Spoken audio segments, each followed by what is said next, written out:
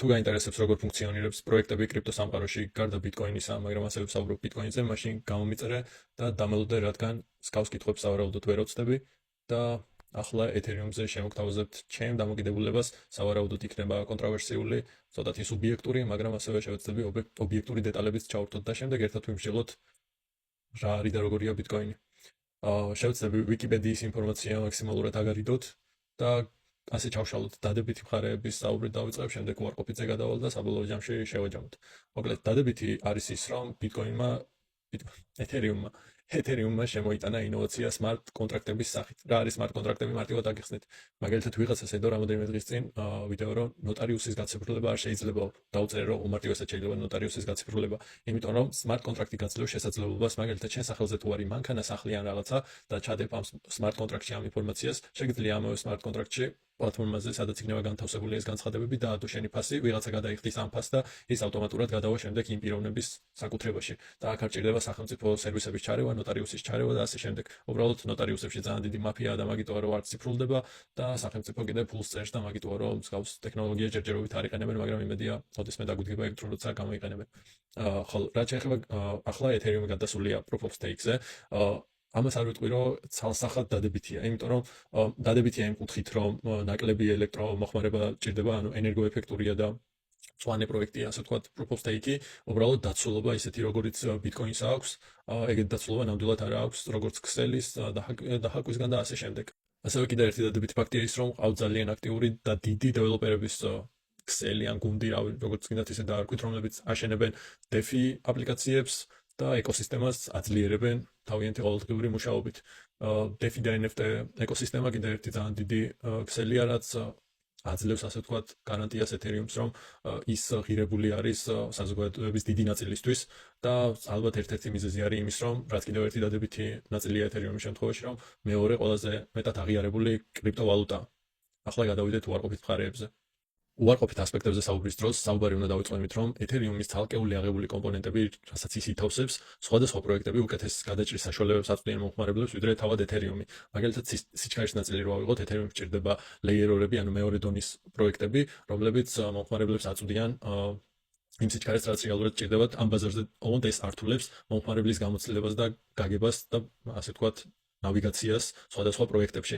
ასევე საკომისიოები არ არის სტაბილური ხშირ შემთხვევაში, მაგალითად, როდესაც რაღაცა NFT პროექტში გინდა ჩართვა და სხვადასხვა პროექტები არის, სადაც საკომისიოები, როდესაც აქტიურდება და რეალურად მოთხოვნა ჩდება ბაზარზე, საკომისიოების ნაწილი იმატებს და ეგ სირთულეს და პრობლემას წარმოადგენს ხშირ შემთხვევაში.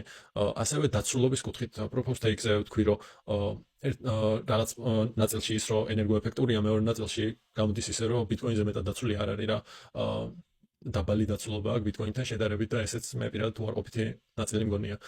კიდევ ასე ვთქვათ, დეველოპერების სიმრავლე კი კარგია, უბრალოდ მანდ ხშირად არის პრობლემა, როდესაც ჰაკერები პაულობენ ხარვეზებს და ხშირად ხდებიან მომხმარებლები დაჰაკვის საფრთხის წინაშე დგებიან და ეგეც რაღაც კუთხით უარყოფით ნაწილად შეიძლება ჩაითვალოს ამ პროექტის და კიდევ ერთი არასტაბილურობას ხშირად ვახსენებ ეთერიუმთან დაკავშირებით და რაც გულისხმობ ახლა ამაში. მაგალითად, ბიტკოინში რაც მომწონს არის ის, რომ დეცენტრალიზებულია და რაღაც ერთი ცენტრალური ოფისიდან არ იმართება გადაწყვეტილებები. მაგალითად, ტრანზაქციის გაჩერების შესახებ მოხდა ეგეთი რაღაცა, დაჰაკეს ეთერიუმის ქსელი და გადარიცხეს ეთერიუმი ჰაკერებმა, ოღონდ შემდეგ ამათმა გააჩერეს ეს ტრანზაქცია და უკან დაიბრუნეს.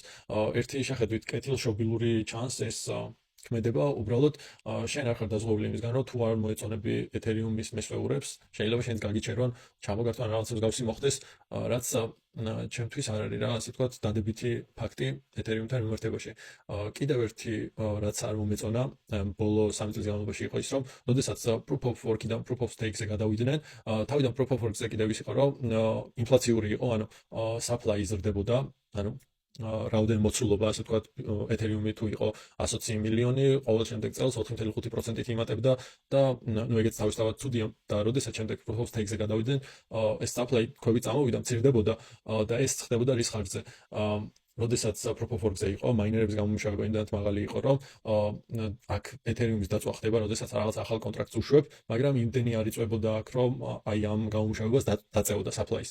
და როდესაც proof of stake-ზე გადავიდნენ, ვალიდატორებს ნაკლები გამომუშავება ჰქონდათ, თავიდან წამოვიდა, დეფლაციური გახდა, უბრალოდ შემდეგ როდესაც layer 2-ები ჩაერთო საქმეში, შემცირდა ეს gas-fee ტრანზაქციების საკომისიო 90% შემცირდა დაახლოებით და უკვე ვალიდატორების გამომუშავებულმა ეთერიუმაც გადაასწრო ამ ტრანზაქციების დაწვას და ისე ინფლაციური გახდა და ეთერიუმის რაოდენობა ისე ვიზრდება და მე არ მაქვს იმის მოლოდინი, რომ ეგ შეიცვლება და სტაბილურდება, რაღაც მსგავსი მგონია, რომ ყოველთვის ეგრე გაგრძელდება, თუ ასე layer 2-ებზე დარჩა ეთერიუმის რაოდენობა ყოველთვის supply გაიზრდება. ეგეც ჩემი აზრით უარყოფითი ფაქტია ეთერიუმთან დაკავშირებით. კარგი, მოკლედ, რაც გამახსენდა ახლავე ეგ იყო. და საბოლოოდ რო შევაჯამოთ, მე ვაფასებ პროექტში სტაბილურობას, სანდოობას, რაც ბიტკოინის შემთხვევაში უფრო მაქვს, დაცულობაც ბიტკოინის შემთხვევაში უფრო მაქვს. უბრალოდ უნდა დავაფასოთ ეთერიუმის შემთხვევაში ის, რომ ინოვაციური პროექტია, აი smart კონტრაქტების ნაწილში, ბევრი სახელმწიფო საქმიანობა შეიძლება გახადოს უფრო დეცენტრალიზებული და ადამიანებზე დამოკიდებული და ეს ნამდვილად უნდა დავაფასოთ და საინვესტიციო პოტენციალთან დაკავშირებით ეთერიუმზე ვფიქრობ ნებისმიერ ალტსეზონზე მომავალ წლებში, რომელიც იქნება ეთერიუმი კვლავ იქნება ჯერჯერობით ერთ-ერთი წამყვანი ფიგურა და მაგის გარეშე ალტსეზონი სავარაუდოდ არ ჩაივლის. ამიტომ დივერსიფიკაციის სტრატეგია თუ გაქვთ ზოგადად პორტფელის წესით, ეთერიუმი აუცილებლად უნდა გქონდეთ გააჩნია თქვენი სტრატეგია სამდენად რისკიანი პორტფელი იქნება და ასე შემდეგ, მაგ ნაწილში აღარ შევალ. ალბათ ხო. ცოტა ეთერიუმი მეც მაქვს, მაგრამ როგორც ასეთი დიდი მედებს, ასე ვთქვათ, ჩემო მომავალს ეთერიუმზე არ მომყარებ. ეგაა და ეგ. ალბათ დროებით და წარმატებები. გამომიწერეთ თუ ვინმეს გაინტერესებთ მსგავს შინაარსის კონტენტი, დამისვით კითხვები და უფრო დეტალურად შევეცდებით ჩავშალო თუ კიდევ რამე დავაკელი ამ ნაწილში. ალბათ დროებით.